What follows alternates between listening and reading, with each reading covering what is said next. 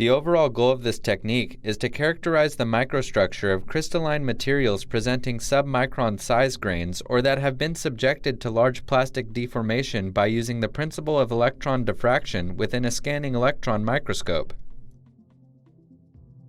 This technique can help answer questions in the field of severe plastic deformation and can help determining mechanisms at play during high-strain deformation. The main advantage of this technique is that it can be used on a wide range of materials, including those materials that are not conductive, which would be particularly difficult with conventional electron backscatter diffraction.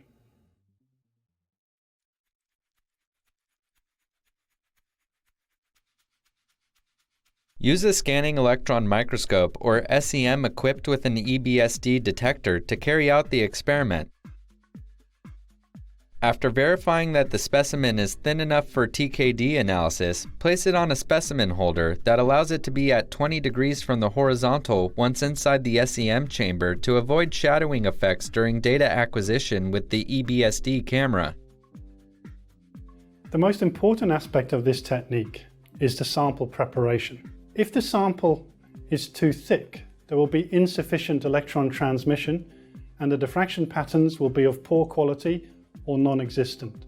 In these cases, the sample will need to be prepared again. Place the sample holder in the SEM chamber and close the chamber. Then, start the vacuum pumping by clicking on Pump in the Vacuum tab. Next, tilt the SEM stage by 20 degrees clockwise such that the specimen is now at a horizontal position and normal to the electron beam.